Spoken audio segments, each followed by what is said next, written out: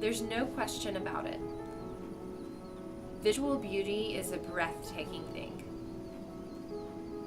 Sometimes things look just perfect, and we love it when things look just right. Just perfect. We naturally enjoy looking at beautiful things. But our enjoyment of this perfect visual beauty can have a big downside, especially when we start to apply it to each other.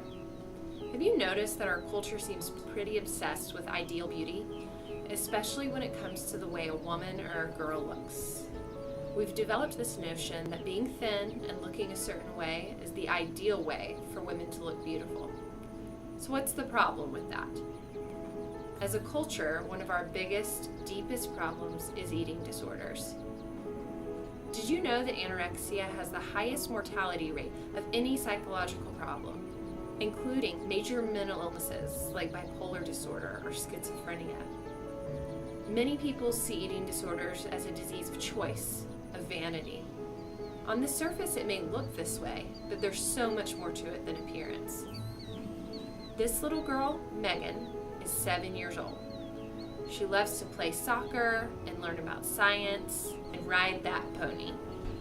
Things are going well now, but imagine just a few years down the road.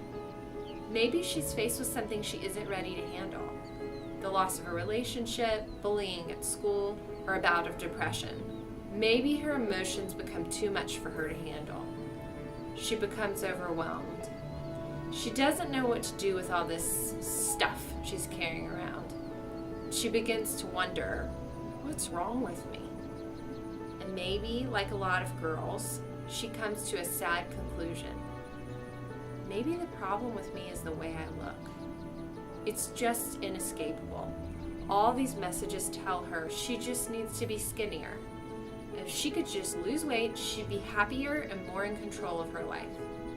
That's when the eating disorder starts to creep in and whisper in her head, I'll take care of you. Before she knows it, Megan isn't as interested in science or riding horses or hanging out with her friends and family. If it doesn't involve playing by the rules of her eating disorder, Megan can't seem to find much joy in it. By the time she and her family realize this, she's too far into her eating disorder to get out on her own. Megan is sick. She needs help.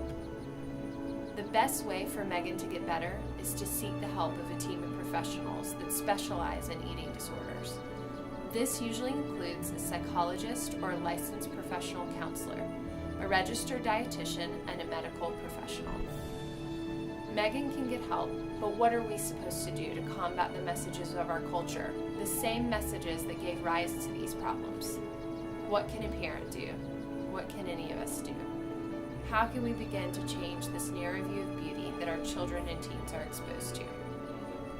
You can begin by speaking out against the promotion of the thin ideal. Look for ways to engage in conversations that challenge this ideal image that the culture is portraying. These conversations with girls can make a huge difference. In the same way, exercise should be about fun, not about burning calories. And as insignificant as it may seem, avoid making even small comments about weight. You don't want her to get the idea that you're evaluating her based on her size. And finally, tell your daughter what you love about her inner beauty. Is she creative, spunky, smart, kind? Focus on these things. Tell her that you want her to be healthy and that she's beautiful. She's beautiful inside and out, just the way she is.